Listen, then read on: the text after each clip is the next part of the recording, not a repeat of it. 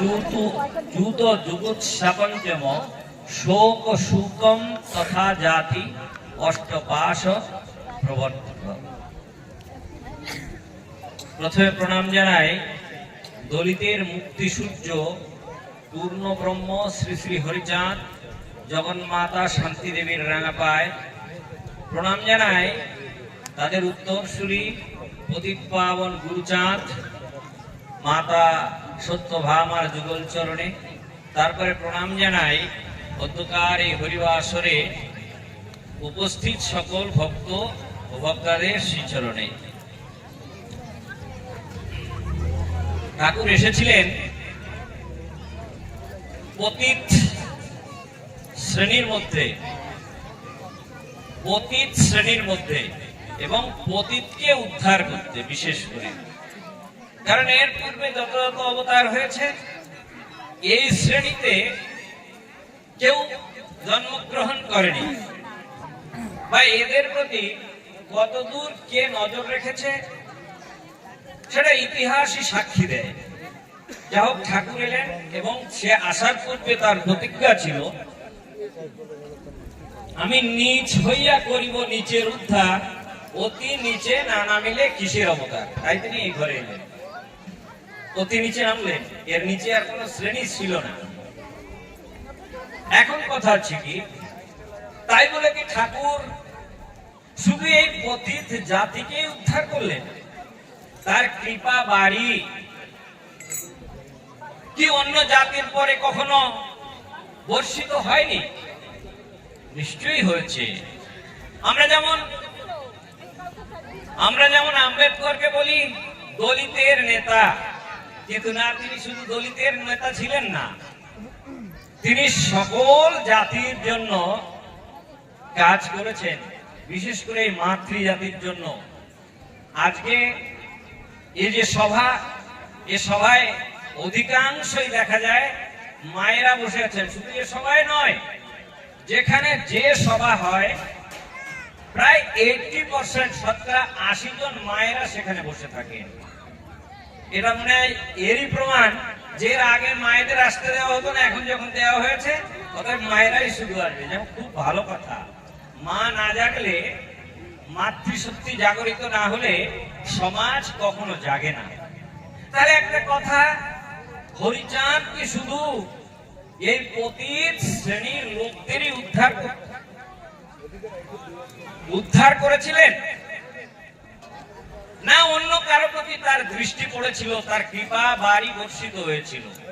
নিশ্চয়ই হয়েছিল।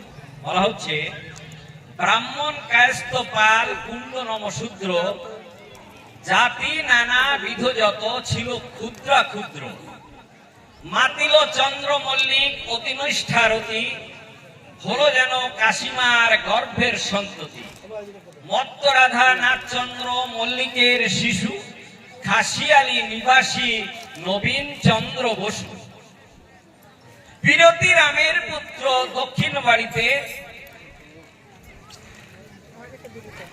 হরি বলে শেষ করে দেয়া মেতে গেল উদাসীয় হয়ে। বিরতি রামের পুত্র দক্ষিণ বাড়িতে, কুলিনের বংশজাত কায়স্থ কুলেতে, শ্রী অক্ষয় চক্রবর্তী পবিত্র ছিন্ডিয়ে হরি বলে মেতে গেল উদাসীয় হয়ে।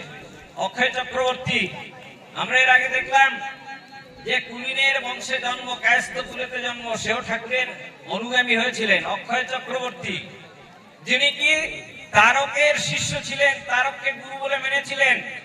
তারকের সঙ্গ পেয়ে জানে হরিচাঁদে, জাতি কুল অভিমান ঠেলে বাম পদে, যোগ্য উপবিত ফেলি মালা গলে লয়, হরি বলে দিবানিশি বক্ষ ভেসে যায়। এই সেই অক্ষয় চক্রবর্তী। তারও বহুত লীলা তারকের সঙ্গে আছে। যখন যদি কখনো তারকের বিষয়ে আলোচনা করার সুযোগ পাই, সেদিন আপনাদের সামনে তার কিছু তুলে ধরব। তারা শ্রী অক্ষয় চক্রবর্তী পবিত্র ছিন্ডিয়া হরি বলে মেতে গেল উদাসীয় হইয়া, গাছ বাড়ে গ্রামে মত্ত চন্দ্ররাম ধন, বহুজন মাতাইল তারা 2 জন, মাহিষ্য মাধব দাস গাছ বেড়ে গ্রামে শিকদার উপাধি মত্ত হরিচাঁদ প্রেমে। মাহিষ্য মাধব মাতিল মাহিষ্য দাস দাসের ময়াল, তার মধ্যে মাধব করে ঠাকুরা।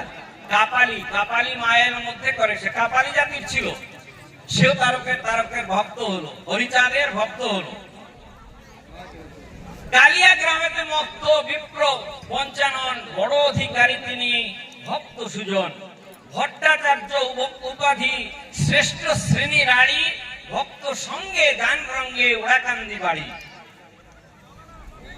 13 খাদা রাজবংশী মাতিল সকল, মুসলমান 3 কড়ি বলে হরি বল। 13 খাদা ঘট পাতে রাজবংশী বাড়ি, পাতিল দোসরা ঘট মালঞ্চের বাড়ি। সাহাজাতি পুরুষ প্রকৃতি মাতি আছে, তারকেরে গুরু করি মন্ত্র লইয়াছে। এই আমরা আলোচনা করলাম, এটা শুধু তারক এবং মৃত্যুঞ্জয় এদের শিষ্য এরা। এখানে দেখলাম শুধু যে নমশূদ্রকে তিনি কোল দিয়েছেন তা নয়, মাহিষ্য দাস, ব্রাহ্মণ, কায়স্থ সবাইকে তারা কোল দিয়েছেন। এবং হরিচাঁদের কথা, গুরুচাঁদের কথা পরবর্তীতে তাই ছিল, পৃথিবীতে যত রকম জাতি আছে এক জাতি বলিমান্য পাবে মোর কাছে।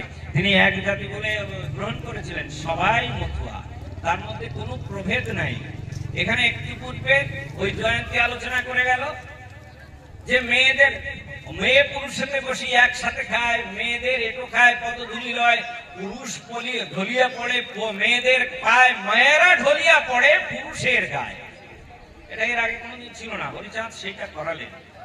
যে এই মনুবাদ ভারতবর্ষের কোন পুরুষ যে অবনত মস্তকে কোন মেয়ের, কোন নারীর পায়ের ধুলো তুলে নেবে, সেটা এর আগে কখনো দেখা যায়নি। হরিচাঁদ তাই করেছিলেন। তারা এই পর্যন্তই। হরিচাঁদ তার জীবনে কি করলেন, তিনি যখন প্রথম ঠাকুরালী প্রকাশ করেন, তার মধ্যে যখন প্রথম ঠাকুরালী প্রকাশ হলো, তিনি ভক্তদের নিয়ে ঘুরতেন।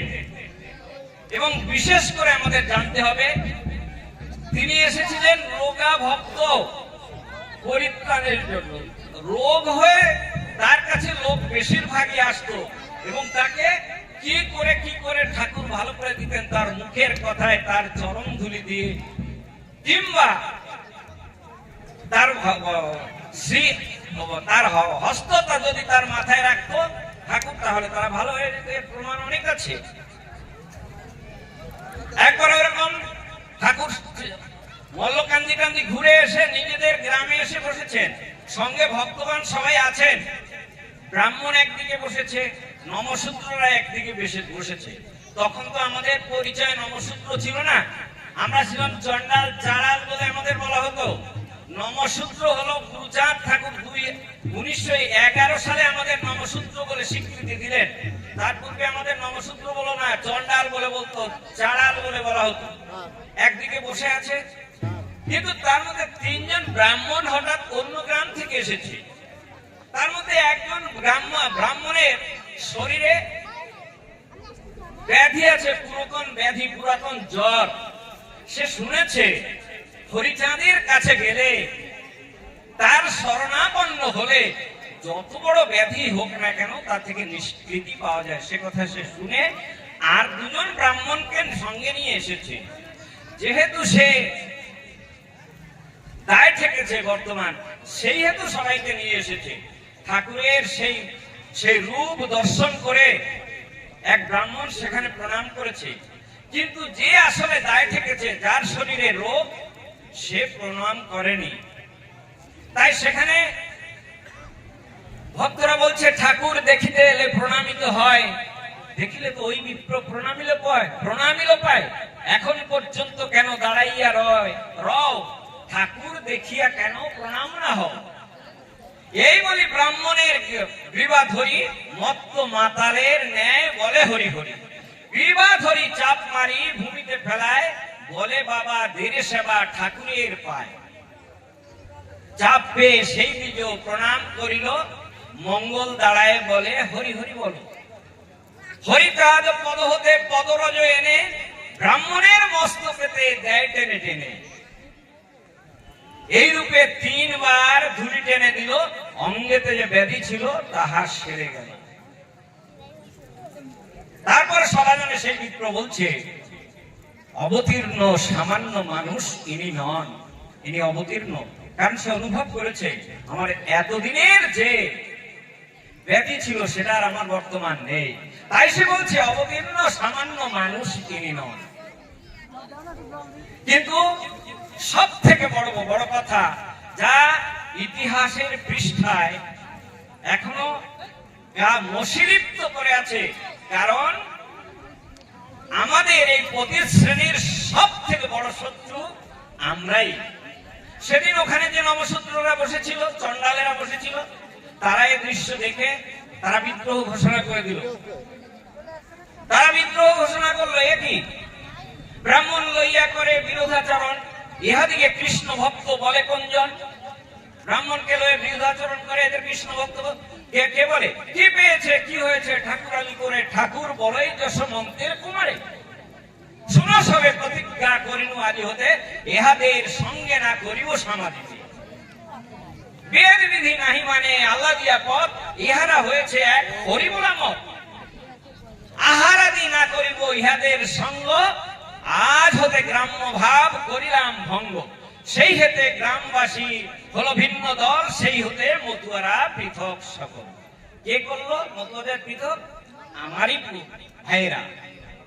ব্রাহ্মণরা বলেনি, ব্রাহ্মণ সেখানে স্বীকার করেছে, রোগ মুক্ত হয়েছে। সভা জানে কয় অবতীর্ণ সামান্য মানুষ ইনি নন, ইনি সামান্য মানুষ নয়। কিন্তু সেদিন আলাদা করে দিল।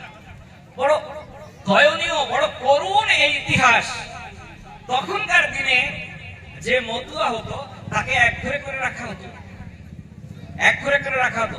এমন নির্যাতনা দেওয়া হতো যে ওই চার পার হয়, এখানে যত বয়স্ক লোক বসে আছেন, আমার থেকে কম বয়স যারা তারা অবশ্য জানবে না, মানে খাল তো প্রায় সব জায়গায় খাল নদী এরকম ছিল, খাল বিশেষ করে আমরা এখানে যেমন ঝর্ণা দেখতে পাই, ওখানে খাল দেখা যায়।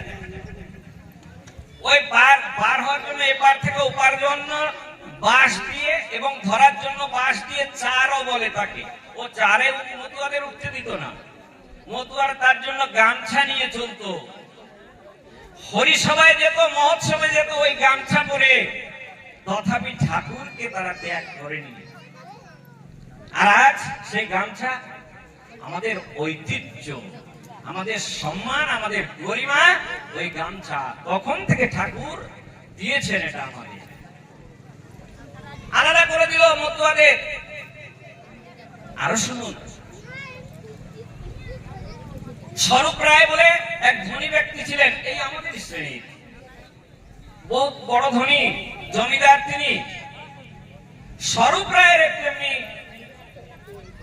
ব্যাধি হলো, কিন্তু তার ওই জাতের বড়াই, তার ওই ধনের বড়াই, সে কেন সামান্য এক চন্ডালের ছেলের কাছে যাবে চিকিৎসার জন্য, নিয়োগ হওয়ার জন্য, আরোগ্য হওয়ার জন্য? সেটা তো কখনো সে মেনে নিতে পারে না, যেহেতু তার ধন গর্ব রয়েছে। কারো থাকে জাতির গর্ব, কারো থাকে ধনের গর্ব। তার ধনের গর্ব রয়েছে, যতই চেষ্টা করলো, যতই চিকিৎসা করলো, কিছুতে কিছু যখন হলো না, স্বরূপ রায় শেষ ধার্য করলো, আমি হরিচাঁদের কাছেই যাব। হরিচাঁদকে যে গিয়ে প্রণাম করার পরে হরিচাঁদ বলছে, তোর তো আমার প্রতি কোনো বিশ্বাস নেই, তোর তো আমার প্রতি বিশ্বাস নাই। স্বরূপ রায় বলেনি কিছু, তোর তো এই ব্যাধি হয়েছে, আসতে হয় রে, আসতে হয়।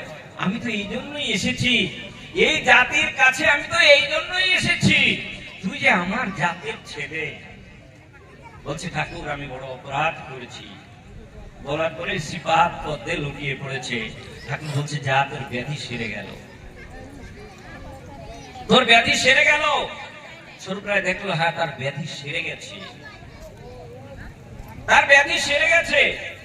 স্বরূপ রায় বিশেষ ভাবে প্রভাবিত হলো ঠাকুরের পরে। সে ঠাকুরকে বলছে, ঠাকুর আমার বাড়িতে তোমায় যেতে হবে। বলছে, আমি তোর বাড়িতে যাবো যে, কিন্তু তোর বাড়িতে এক বিধবা রমণী আছে, তাকে তোর মা বলে ডাকতে হবে। স্বরূপ রায়ের বাড়িতে কেউ, তিনি কোনোদিন যাননি ঠাকুর, তিনি অন্তর্যামী, অন্তর্যামী তিনি। তাই বলছে, তোর বাড়িতে যে বিধবা রমণীকে তুই রেখেছিস, তাকে তোর মা বলে ডাকতে হবে, এবং যে যাকে রেখেছিস তার গায়ে শ্বেত কুষ্ঠ আছে, সেটা তো তুই কোনোদিন দেখিসনি। স্বরূপরায় আশ্চর্য হয়ে গেল যে আমার বাড়িতে বিধবা রমণী আমি রেখেছি, একথা ঠাকুর কি করে জানলেন? এবং তার গায়ে শ্বেত কুষ্ঠ আছে, তাই বা তার দৃষ্টিগোচর কেমন করে হলো? কোনোদিন তো আমার বাড়িতে তিনি যাননি। এই বুকের মাঝখানে এবং হাঁটুর নিচে এইখানে সে মায়ের দুটো শ্বেত কুষ্ঠের দাগ ছিল, কুষ্ঠরোগ ছিল, দাগ ছিল, সাদা দাগ। ঠাকুর বলছে মানে এমন ভাবে প্রভাবিত হয়েছে স্বরূপরায়, বলছে ঠাকুর আমি তাই করবো, তুমি যেদিন আসবে আমি সকলের সামনে, তোমার সামনে, সকলের সামনে আমি তাকে মা বলেই ডাকবো। নিজে নিজে মনে প্রস্তুত হয়ে গেলেন। ঠাকুর কথা দিলেন অমুক দিন আমি যাব। ঠাকুর গেলেন ভক্তবৃন্দ নিয়ে, সেখানে গিয়ে মা বলে ডাক দিলেন এবং বললেন যে মা তুই তোর ওই শ্বেতকুষ্ঠকে দেখালে তোর ওই শ্বেতকুষ্ঠ নিবারণ হয়ে যাবে। সেই মা যখন দেখালো, কারণ পিতার সামনে মেয়ের কোনো লজ্জা থাকে না, দেখানোর সঙ্গে সঙ্গে শ্বেতকুষ্ঠ নিবারণ হয়ে গেল। সবাই মিলে সেখানে খেলো। 500 ভক্ত ছিল সেখানে। আপনারা সবাই হয়তো জানেন না, আমাদের বয়সী যারা, কি আমার থেকে কম বয়সী যারা, তারা জানেন না আমরা এখানে যেমন খলিতে খাই, ও দেশে কলা পাতায় করে খেত। ওই কলা পাতাগুলো, এটো পাতাগুলো নিয়ে আচারিতে ফেলেছে। হেনকালে উপনীত দ্বিতীয় একজন আমদা নিবাসী গ্রাম, আমদা নিবাসী নাম শ্রী হরি ভজন। মাতুল আলয় ছিল এই গ্রামে, তার মাতুল আলয় ছিল। ঠাকুরে প্রণাম করি ভূমিতে লোটায়, কান্দিয়া কান্দিয়া বলে আমি নরাধম, জন্মিয়াছি ব্রহ্মকুলে অধমস্য অধম, আমায় করহ প্রভু কৃপার ভাজন, দেহেতে রয়েছে ব্যাধি রোগ পুরাতন, রোগ মুক্ত করহরি নাহিক উপায়, তব ভক্ত হয়ে আমি থাকিব ধরায়। সে বলছে আমি চিরদিন তোমার ভক্ত হয়ে থাকবো, আমার যে পুরাতন রোগ রয়েছে, জ্বর রয়েছে, তাকে তুমি মুক্ত করো ঠাকুর। ঠাকুর বলছে তখন সেখানে গোলক রয়েছে, হীরামন রয়েছে, সব ভক্তরা, দশরথ মৃত্যুঞ্জয় সবাই রয়েছে। দশরথ ওখানে বেশি কথা হচ্ছে, ওই কথাগুলো ভাই ওই যে ওইখানে বেশি কথা হচ্ছে, ডাক্তারবাবু নাকি না, একটু দূরে দিয়ে দিতে হবে। ওইদিকে সনাতন, ওইদিকে বেশি কথা হচ্ছে, ওই দূরে দিয়ে দেন, পয়সা কথা হচ্ছে ওইদিকে বেশি। ডাক্তারবাবু আপনি আমাকে বলেন যখন বন্ধ দিতে হবে তখন।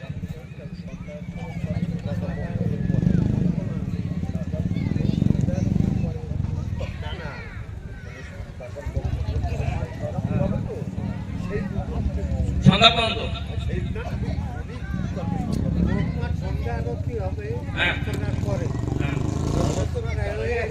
আচ্ছা ও ঠিক আছে, বলেন আমাকে, বলেন আমার সময় লম্বা ইয়ে, তো আমি যখন ইয়ে করবেন আমি তখন তার কাটেল সেখানে কি বলছি, তাকে মুক্ত করে দিলেন, রোগ মুক্ত করে দিলেন এবং তাকে বললেন থাকিলে ব্রহ্ম গায়ত্রী ব্রাহ্মণ শরীরে, তাহলে কি ব্রাহ্মণ অঙ্গে ব্যাধি হতে পারে? কত বড় কথা! ব্রাহ্মণকে বলছে থাকিলে ব্রহ্ম গায়ত্রী ব্রাহ্মণ শরীরে, তাহলে কি ব্রাহ্মণ অঙ্গে ব্যাধি হতে পারে? তোর শরীরে যদি ব্রহ্ম গায়ত্রী থাকতো, যজমানি ব্রাহ্মণ তিনি একজন, তাহলে তোর অঙ্গে কখনো ব্যাধি হতে পারে না। তাহলে ঠাকুরের কাছে কি সেই ব্রহ্ম গায়ত্রী ছিল? একজনের কাছে যদি সেই সম্পদ থাকে, তুই চরিত্রহীন কখন একজন বলতে পারে? নিজের চরিত্র ঠিক থাকলেই তাহলে একজনকে চরিত্রহীন বলা যেতে পারে। আমি যদি চরিত্রহীন হই, আমি কাউকে বলতে পারি না যে তুই চরিত্রহীন বলে। তাহলে ঠাকুরের কি সেই ব্রহ্ম গায়ত্রী তার মধ্যে ছিল? নিশ্চয়ই ছিল। তাই তিনি বলতেন পূর্ণ আমি হরিচাঁদ, অপূর্ণের পিতা, সাধনা আমার কন্যা, আমি জন্মদাতা, আমি হরিচাঁদ দেবে পূর্ণ অবতার, অজর অমর আমি ক্ষীরোদ ঈশ্বর, আমি অজর অমর আমি ক্ষীরোদ ঈশ্বর। কেউ কোনোদিন জানে না ঠাকুরের কোনোদিন শরীর খারাপ হয়েছে, কেউ কোনোদিন দেখেনি। তারপরে হীরামনকে ডেকে বলছে ও হিরে, এর রোগটা একটু সেরে দে। ঠাকুর কিছু করছে না, কারণ ঠাকুর এসেছিলেন গণতন্ত্র ধর্ম দিতে। ওই রক্ততে ঠাকুর নেই, ভক্তের মধ্যেই ঠাকুর রয়েছে। তাই প্রমাণ করাতে চাইছেন, ও হিরে, এই ব্রাহ্মণের রোগটা একটু সেরে দে। হীরামনের কথা ছিল কি, তপস্বী মুখের আজ্ঞা যদি পায় হিরে, ব্রহ্মাণ্ড ডুবাতে পারে গোষ্পদের নীরে। কত বড় কথা বলার, বাবা বলার সঙ্গে সঙ্গে ছেলে তাকে ধরে নিয়ে বাড়ির বাইরে নিয়ে গেল, যেখানে ওই এঁটো পাতাগুলো ফেলা হয়েছিল, সেই এঁটো পাতার থেকে 5-6টা পাতা নিয়ে 5-6টা বাড়ি দিল তার গায়ে। ওই এঁটো কেটো সারা গায়ে লেগে গেছে। তখন সেখানে বালি ছিল উত্তর দিকে, সেই বালির মধ্যে গড়াগড়ি দিয়ে তাকে তোলার পরে বলা হচ্ছে, যা তোর রোগ সেরে গেল। গেছে তার রোগ সেরে। তারপরে সে ঠাকুরকে প্রণাম করেছে, বলছে, ঠাকুর চিরদিন যেন তোমার শ্রী পাদপথে আমার ভক্তি থাকে। ঠাকুর বলছে, দেখ তুই ব্রাহ্মণ, আমার ভক্তদের যেন কোনোদিন হিংসা দ্বেষ করিস না, আমার ভক্তদের কোনোদিন হিংসা দ্বেষ করিস না। চিরদিন সে ঠাকুরের ভক্ত হয়ে রয়েছে। সব থেকে বড় কথা, সব থেকে বড় কথা, ঠাকুরের পিতার যিনি গুরু ঈশ্বর অধিকারী, ঈশ্বর অধিকারীও ঠাকুরের শিষ্য হয়েছিলেন। সব থেকে বড় কথা, ফুকরা নিবাসী শ্রী ঈশ্বর অধিকারী, গোলকের যাওয়া আসা ছিল সে বাড়ি। ঈশ্বর অধিকারী মাতিলেন মতে, বড় আরতি হলো তার গোলকের সাথে। সে বাড়িতে গোলকের যাওয়া আসা ছিল, এবং গোলককে দেখে, তার কার্য সমস্ত দেখে বড় আরতি হলো গোলকের প্রতি তার। গোলক তার গুরুদেব, ঠাকুরকে গুরু বলে মেনেছিলেন। বড় আরতি হলো তার গোলকের সাথে।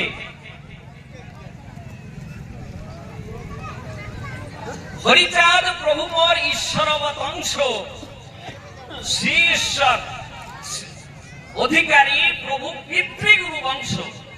হরিচাঁদ প্রভু হয় বাঞ্ছা কল্পতরু, ঈশ্বর অধিকারী প্রভু পিতৃগুরু। মতুয়া হইয়া গেল বলি হরি বল, পরিবার সকলে মাতিল বলি হরি বল। পুত্র কন্যা পরিবার সবে পুলকিত, হরি হরি বলিতে শরীর রোমাঞ্চিত। হরি হরি বলতে তাদের শরীর রোমাঞ্চিত। সব থেকে বড় কথা যে গুরু, সে তার গুরুত্ব রাখেনি। ওই জন্যই প্রথম বললাম যে অষ্টপাশে যে আবদ্ধ থাকে, তারা কোনোদিন ঠাকুরকে উপলব্ধি, ঠাকুরকে লাভ করতে পারে না। সে অষ্টপাশ থেকে মুক্ত হয়ে ঠাকুরকে লাভ করেছিলেন। এবার গুরুচাঁদের একটা কথা বলি। হরিচাঁদ যখন তার লীলা সাঙ্গ করলেন, গুরুচাঁদের পরে সমস্ত দায়িত্ব দিয়ে গেলেন। শুনো সবে যাহা বলি, আমি নাহি যাব চলি, গুরুচাঁদ দেহে আমি, মায়ার খোলস দেহ ছাড়িলাম আমি। গুরুচাঁদ দেহের অব, হরি গুরুচাঁদ হব, গুরুচাঁদ মধ্যে মোরে পাইবে দেখিতে। গুরুচাঁদের অবে শক্তি, তাহে সবে করো ভক্তি, অনায়াসে পাবে মুক্তি, দেবতা বাঞ্ছিত। গুরুচাঁদে নিয়ে গেলেন। এর পূর্বে কিন্তু গুরুচাঁদের এমন কোন লীলা ছিল না। তিনি শুধু তার পিতার সঙ্গে থাকতেন, দেখতেন পিতা কি করছেন। তাই গুরুচাঁদ বলেছেন, কত কৃপা মম পরে, জন্ম দিলে তব ঘরে, আপনার করি মোরে দেখো চিরদিন। ভীত মনে দূরে থাকি, তব লীলা খেলা দেখি, জন্ম জন্ম মম পরে আছে তব ঋণ।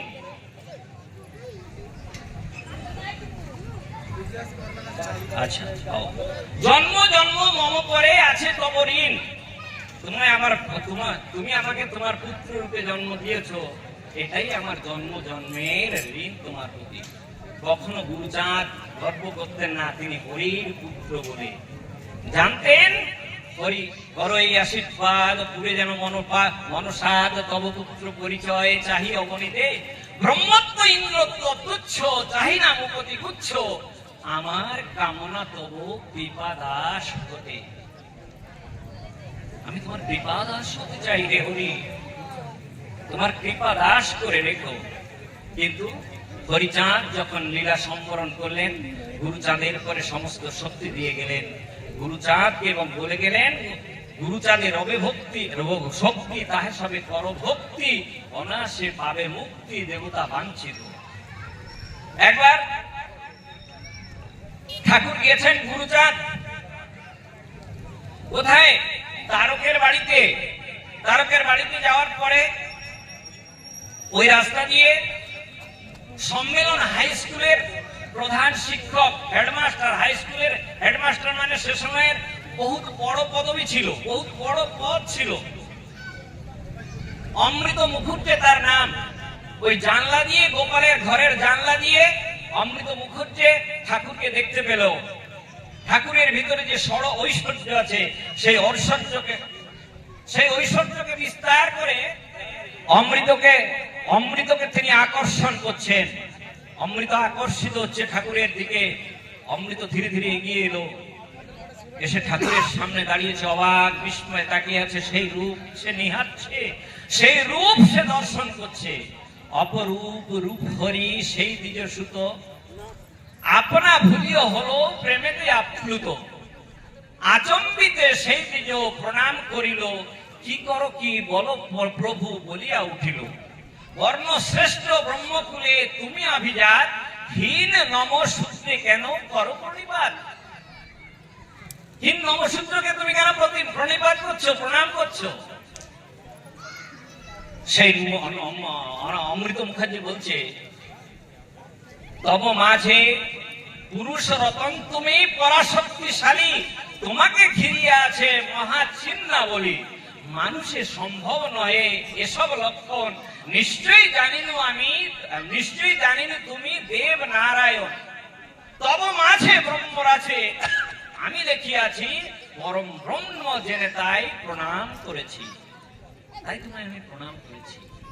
গুরুচাঁদের লীলা শেষের ছোট্ট একটি ঘটনা বলে আমার আলোচনা আমি এখানেই শেষ করব।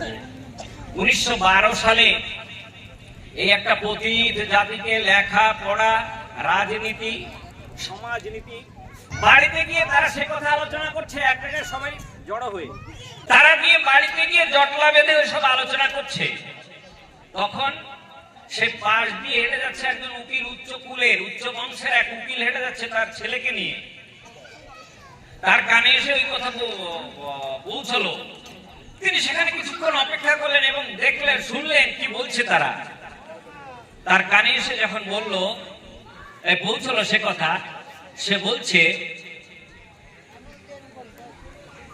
নমসূত্র বলি যারে করো অবহেলা, আমার নিকটে শোনো তার এক খেলা। তোমাদের মত পূর্বে ভাবিতাম আমি, গর্ভনাশ করিয়াছে নিজে অন্তর্যামী।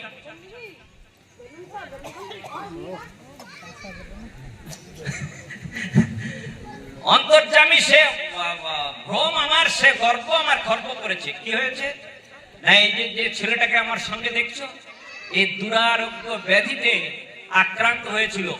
আমার সাধ্যানুরূপ আমি চেষ্টা করিয়েছি, চিকিৎসা করিয়েছি, কিন্তু কিছুতেই সে যখন ভালো না হয় তখন কিংকর্তব্য বিমূঢ় হয়ে একদিন শুয়ে আছি। সকালবেলা উঠে আমার ছেলে, প্রভাতে আমার ছেলে বলছে, বাবা, হ্যাঁ 1 মিনিটের ভিতর শেষ হবে। হাসি, আমি রাত্রে স্বপ্ন দেখেছি এক আজান লম্বিত বাহু, এক বিরাট পুরুষ আমার কাছে এসেছে। হাসি হাসি মরে বলে, ওরে বাঁচা ধন, রোগ শোকে এত কষ্ট পাও কি কারণ? আমি যাহা বলি তাহা করো এক মনে, অবশ্য রোগেতে মুক্তি পাবে একদিনে। প্রাতকালে পান্তা ভাত উদর পুরিয়া, ইলিশ মাছের সঙ্গে খাবে মাখাইয়া। এই বলে হাসি মুখে সেই মহাশয় আমার সর্বাঙ্গে হাত বুলাইয়া দেয়। বাবা, সেই স্বপ্ন দেখার পর আমি যেন আমার শরীরে কিছুটা পরিবর্তন অনুভব করছি, আমি যেন কিছুটা ভালো হয়ে গেছি। তাই তুমি আমাকে একটু ইলিশ মাছ খেতে দাও। যেমনি করে সে বলেছে তেমনি করে আমায় একটু ইলিশ মাছ খেতে দাও। তখন আমি মনে করলাম শেষ চেষ্টা, সে যখন খেতে চাইছে দিন আইনে ইলিশ মাছ তলাশ করলাম, পেলাম ইলিশ মাছ এবং আমি নিজের হাতে তাকে খাইয়ে দিলাম। খাইয়ে দেওয়ার সঙ্গে সঙ্গে আমার ছেলে ভালো অনুভব করলো এবং আজ দেখছো তার যে স্বাস্থ্য, এ পূর্বের থেকে আরো ভালো স্বাস্থ্য তার হয়েছে। এমন স্বাস্থ্য কিন্তু তার ছিল না। আজকে ডেপুটি কুমুদ বিহারী মল্লিকের বাড়িতে এসে ঠাকুর ছিলেন, ওই মেডেল নেবেন বলে। সেখান থেকে যাওয়ার সময় হঠাৎ ঠাকুরকে দেখে ওই ছেলেটা বলছে, বাবা বাবা, সেই দিন রাত্রে আমি যাকে স্বপ্নে দেখেছিলাম, এই সেই ঠাকুর, এই সেই ঠাকুর। তখন ঠাকুরও তার সেই ঐশ্বর্যকে বিস্তার করে তার বাবাকে আকর্ষণ করলো। তথাপি তার মনে সন্দেহ, এও কি হতে পারে। এগিয়ে গেলেন সে, গিয়ে দেখে যখন ঠাকুরকে প্রণাম করলো ছেলেটা, এবং ঠাকুর বলছে, কেমন সংবাদ খোকা, সারিয়াছে জ্বর, খেয়েছো ইলিশ মাছ পান্তার ভেতর। আশ্চর্য মানিয়া আমি ভাবিন অন্তরে, এ তত্ত্ব ঠাকুর তবে জানিল কেমনে। এ মনে হয় সামান্য কেহ বুঝিনি নিশ্চয়, জাতিকুল ফেলে দিয়ে পড়ি তার পায়ে। আমি আমার জাতিকুল সব ফেলে দিয়ে তার পায়ে আমি পড়েছি। এরকম অনেক ঘটনা আছে যা শুধু তিনি নমসূত্রের জন্য করেননি, ওই উচ্চ বর্ণ যারা এতদিন আমাদের অবহেলা করে এসেছে তাদের জন্য তিনি করেছেন।